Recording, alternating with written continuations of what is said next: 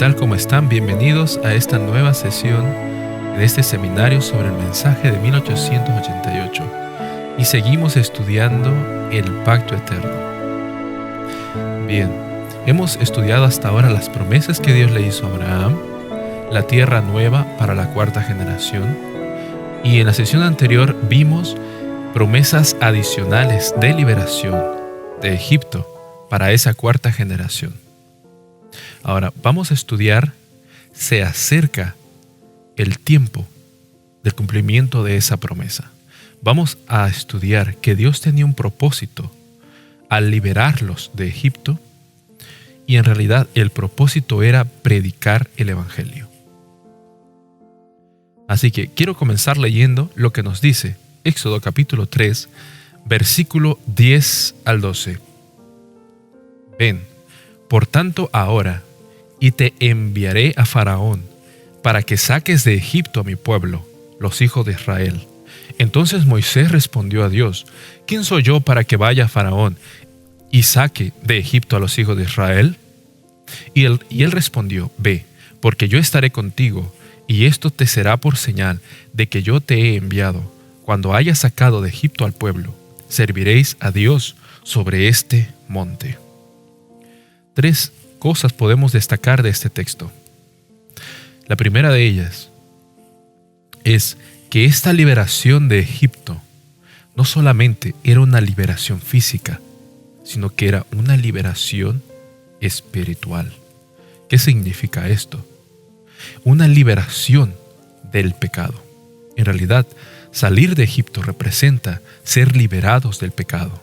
Pero hay una cosa que el pueblo de Israel no comprendió, o quizás comprendió, pero no quiso aceptar, y era que no quisieron desprenderse de Egipto en sus corazones. Quisieron mantener el pecado, pero sí querían una tierra nueva. Otra cosa que notamos aquí es que Moisés ya no está seguro de ser un libertador. Aprendió en Egipto a hablar bien, a disertar, a ser un general. Pero esos 40 años no le servían a Dios para ser el libertador. Ahora, 40 años en el desierto, en las montañas, cuidando ovejas, lo preparó, desaprendió lo anterior, lo preparó ahora, siendo un tartamudo, por así decirlo. Moisés, ahora como tartamudo, estaba preparado para ser el libertador. Y otra cosa que notamos aquí es nuevamente retomar la promesa y dice: yo, cuando haya sacado de Egipto al pueblo, serviréis a Dios sobre este monte. Ahora, Dios, al sacarlos de Egipto, se proponía llevarlos al monte Oreb, al monte Sinaí, con un propósito. En siguientes sesiones llegaremos allí, aunque en una sesión anterior hablamos acerca del pacto defectuoso de piedra. Es el punto central por cual el pueblo de Israel no recibió la promesa de una herencia eterna, una vida eterna, porque allí ocurrió lo inesperado. Ahora, dice Hechos capítulo 7, versículo 2 al 5, y el versículo 17, y le dije, hablando Esteban: varones hermanos y padres, oíd, el Dios de la gloria apareció a nuestro padre Abraham, estando en Mesopotamia. Vean, aquí Esteban está haciendo una reseña histórica de dónde estaban proveniendo, cómo Dios los había llamado desde Mesopotamia. Dice: antes que morase en Harán, y le dijo: sal de tu tierra y de tu parentela, y ven a la tierra que yo te mostraré. Entonces salió de la tierra de los caldeos y habitó en Harán. Y de allí, muerto su padre, Dios le trasladó a esta tierra, en la cual vosotros habitáis ahora, la tierrita de Canaán. Dice: y no le dio herencia en ella. O sea, Esteban tenía claro. Esteban está diciendo: Dios, la herencia no es esta tierra.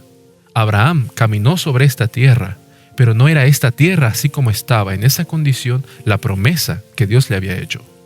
Y sigue diciendo: ni aún para asentar un pie, pero le prometió que se la daría en posesión, y a su descendencia después de él, cuando él aún no tenía hijo.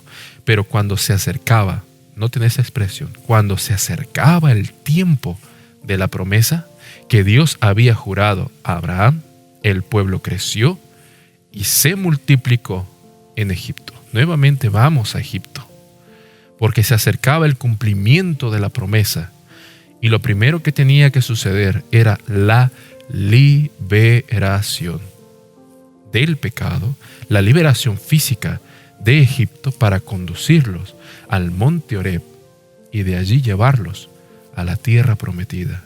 Repito, no era la tierra solamente de Canaán, era toda la tierra restaurada y nueva.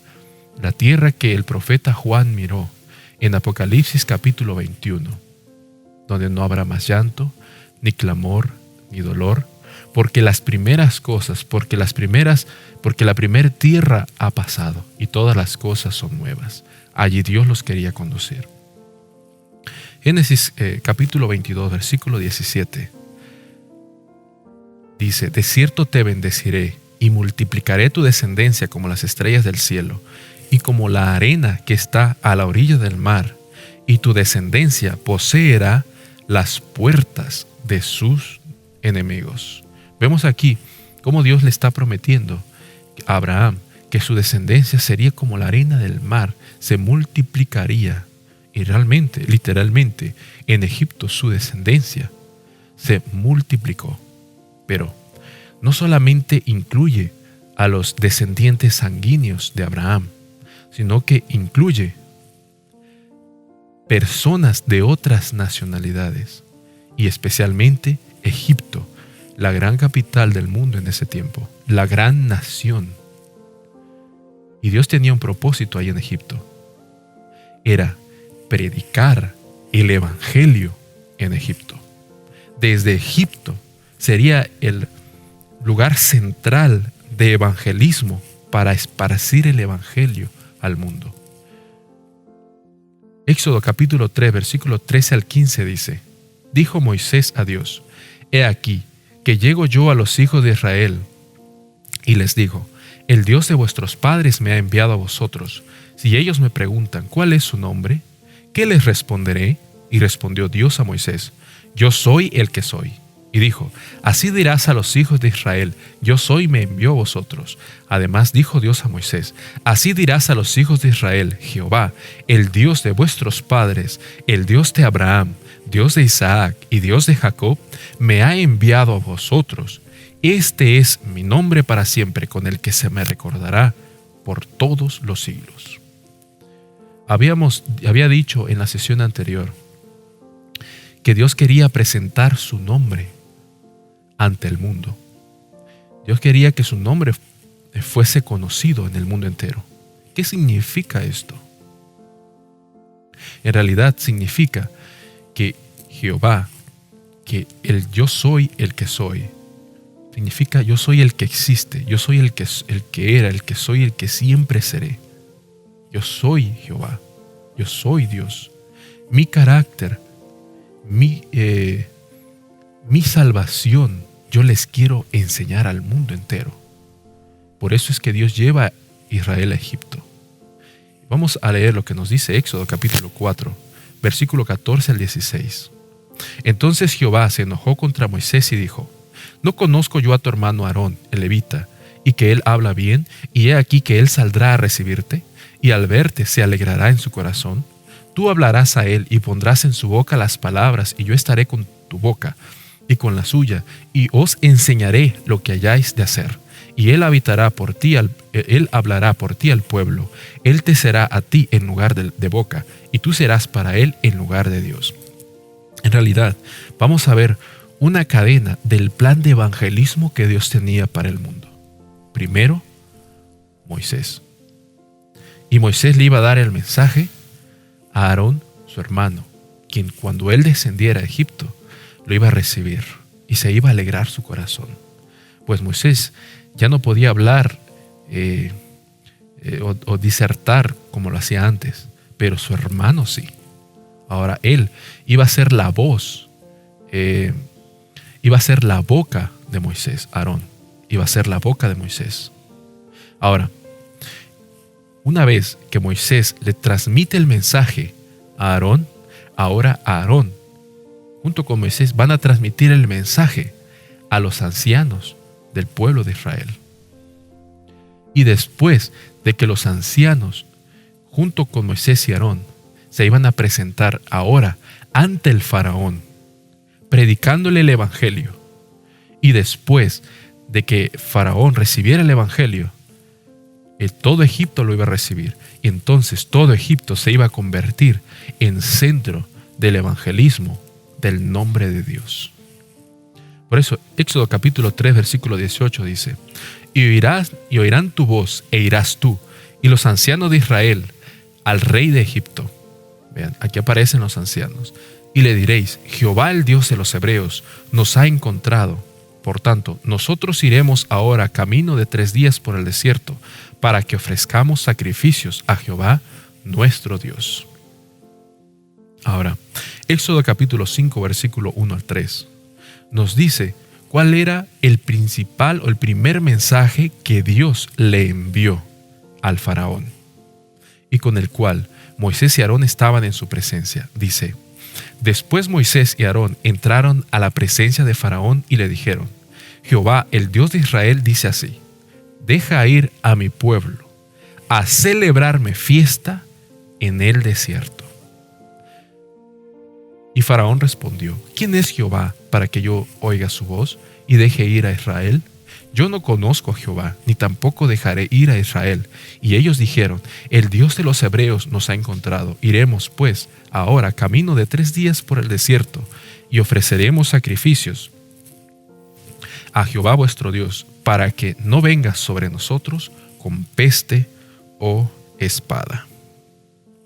Notemos aquí que el primer mensaje que Dios envía a Faraón, Moisés, Aarón y los ancianos, era que deje ir al pueblo 3 días al desierto, a la profundidad del desierto. No los dijo: déjanos ir a Canaán. Les dijo: déjanos ir a un retiro espiritual a 3 días en la profundidad del desierto, para que ofrezcamos sacrificios a Jehová. Y la última frase dice: para que no venga sobre nosotros con peste o espada. En realidad, Dios no deseaba castigar a Egipto.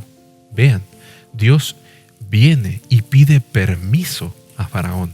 No le dice: listo, Faraón, voy a sacar a mi pueblo, y si tú te opones, te voy a traer pestes y matanza. No.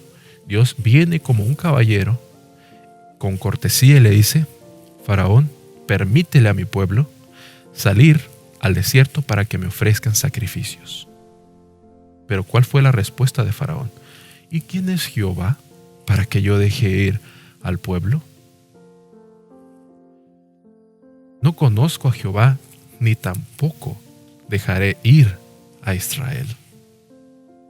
Vemos aquí la respuesta de este hombre. Ahora, Dios tenía un propósito especial para con el faraón. Normalmente nosotros pensamos que ese faraón que estaba allí, Dios lo había puesto para descargar sobre él su ira, su enojo, su venganza con plagas. Pero esa no es la realidad. En realidad, Dios quería que Faraón recibiese el evangelio, y toda esa cadena de mensaje, Dios le habla a Moisés. Moisés habla con Aarón y los ancianos, y estos hablan con el faraón. Dios quería utilizar al faraón también para predicar el evangelio al mundo entero. Hechos capítulo 10, versículo 34 al 35 dice: entonces Pedro, abriendo la boca, dijo: en verdad comprendo que Dios no hace acepción de personas, sino que en toda nación, incluyendo Egipto, podemos decir, se agrada del que le teme y hace justicia. En realidad, Dios deseaba que este faraón, Ramsés II, recibiese el evangelio y también fuese una bendición para el mundo entero. Dios quería que Faraón conociera a Jehová. Dios quería utilizar al faraón. Nos dice Éxodo capítulo 9, versículo 13 al 16. Entonces Jehová dijo a Moisés: levántate de mañana y ponte delante de Faraón y dile: Jehová, el Dios de los hebreos, dice así: deja ir a mi pueblo para que me sirva, porque yo enviaré esta vez todas mis plagas a tu corazón, sobre tus siervos y sobre tu pueblo, para que entiendas que no hay otro como yo en la tierra, porque ahora yo extenderé mi mano para herirte a tu pueblo de plaga, y serás quitado de la tierra, y a la verdad, yo te he puesto. Estas palabras son centrales. Yo te he puesto, porque Dios pone y quita reyes. Yo te he puesto para mostrar en ti mi poder, para que mi nombre sea anunciado en toda la tierra. Dios iba a utilizar a un pagano, a un faraón egipcio, Ramsés II, para anunciar a toda la tierra su nombre. En realidad, anunciar el evangelio a todo el mundo. El evangelio se iba a predicar. Dios utilizando a este hombre, y en él iba a revelar su poder. No poder de destrucción o de ira o de venganza o de plagas. El poder de Dios es el poder del evangelio. Al ver al mundo que el faraón, el hombre más idólatra en ese momento seguramente, era convertido, era libre de esclavitud de pecado. Su testimonio, al ser pronunciado al mundo entero, iba a ayudar para que el evangelio para que el mundo conociera el evangelio, el nombre de Jehová. ¿Quién es Jehová? Y repito, el pedido principal que el pueblo de Israel le hacía, que Dios le hacía al faraón, era que los dejase ir 3 días de profundo hacia el desierto. ¿Por qué? Para ofrecer sacrificios. ¿Por qué razón? Porque matar un animal para los egipcios era una abominación, pues eran idólatras. No podían en Egipto sacrificar animales. Tendrían que ir bastante lejos, incluyendo un retiro espiritual y una cercanía entre Dios y su pueblo. Pero los egipcios no los iban a apedrear si se daban cuenta que estaban sacrificando en Egipto a unos animales. En realidad, Dios quería cumplir con el faraón su propósito, según Mateo capítulo 24, versículo 14. Y será predicado este evangelio del reino en todo el mundo, para testimonio a todas las naciones, y entonces vendrá el fin. El evangelio iba a ser predicado por testimonio del faraón. Interesante. Y los egipcios también. Y ahí, repito, se iba a convertir en el centro de evangelismo para que viniera finalmente el fin. ¿El fin de qué? El fin de la gracia y el cumplimiento de todas las cosas que se tenían que cumplir. Ahora, Éxodo capítulo 3, versículo 19-21 nos dice: Mas yo sé que el rey de Egipto no os dejará ir sino por mano fuerte, pero yo extenderé mi mano y heriré a Egipto con todas mis maravillas que haré en él, y entonces os dejará ir. Y yo daré a este pueblo gracia en los ojos de los egipcios, para que cuando salgáis no vayáis con las manos vacías. Nos dice que ese rey de Egipto no los dejaría ir. En realidad, el rey de Egipto, el faraón, no aceptaría el mensaje del evangelio. No aceptaría en realidad Cristo en él, la esperanza de la gloria. No lo aceptaría. Por lo tanto, a Dios, los planes de Dios ahora se están redireccionando. Éxodo 4:21 nos dice: Y dijo Jehová a Moisés: Cuando hayas vuelto a Egipto, mira que hagas delante de Faraón todas las maravillas que he puesto en tu mano. Pero noten esto: pero yo endureceré su corazón, de modo que no dejará ir al pueblo. Nos dice que el faraón se endureció su corazón. Hay muchas expresiones donde dice que Dios endureció el corazón de Faraón. ¿Realmente Dios endureció el corazón de Faraón? O sea, Dios adrede lo utiliza para ser el instrumento de su ira. O sea, decir, yo voy a utilizar a este hombre, Ramsés II, para descargar sobre él mis plagas, para descargar sobre él mi enojo. El pueblo israelita estaba esclavizado, pero yo endureceré su corazón. No, Dios no endurece el corazón porque Él tiene el deseo de perder, sino de salvar. Al mostrarle su misericordia al pueblo de Israel, el otro pueblo, incluyendo Faraón, se endurecería. Eso es lo que sucede cuando el Evangelio viene a nuestras vidas. Dios nos llama, pero una vez que escuchamos su llamado y no lo recibimos, nuestro corazón se va endureciendo. Nuestro corazón se va endureciendo. Romanos 9, versículos 17 y 18 dice: porque la Escritura dice a Faraón, para esto mismo te he levantado, para mostrar en ti mi poder, y para que mi nombre sea anunciado por toda la tierra, de manera que de quien quiere tiene misericordia, y al que quiere endurecer, endurece. Nuevamente parece decir que Dios endureció el corazón de Faraón, pero fue el Faraón mismo al rechazar la misericordia de Dios. Por eso, una y otra vez, Faraón se endurece. Y podemos ver esta ilustración cuando el sol está, el calor del sol está sobre el barro, sobre la arcilla. Esta se endurece. ¿Por qué se endurece la arcilla? ¿Porque el calor del sol endurece? ¿O son las propiedades de esta propia arcilla la que produce este endurecimiento? O sea, ¿quién cambia? ¿El sol ante la arcilla o la arcilla delante del sol? ¿Quién fue quien cambió? ¿Faraón ante el llamado de misericordia de Dios o Dios al tratar al Faraón? Juan capítulo 3 versículos 17 al 21 nos dice lo que vino Jesús a hacer, porque no envió Dios a su Hijo al mundo para que condenara al mundo, sino para que el mundo sea salvo por él. El que en él cree no es condenado, pero el que no cree ya ha sido condenado, porque no ha creído en el nombre del unigénito Hijo de Dios. Y esta es la condenación, que la luz vino al mundo, y los hombres amaron más las tinieblas que la luz, porque sus obras eran malas, porque todo aquel que hace lo malo aborrece la luz y no viene a la luz, para que sus obras sean reprendidas. Mas el que practica la verdad viene a la luz, para que sean manifiesto que sus obras son hechas en Dios. En realidad, el Faraón prefirió las tinieblas a la luz. La luz del Evangelio, la luz que emana de Cristo y de su salvación. Él prefirió las tinieblas, adorar ídolos. En realidad la Biblia dice que cuando se adora ídolos, se adoran demonios. Entonces, Faraón prefirió los demonios antes que la luz del Evangelio.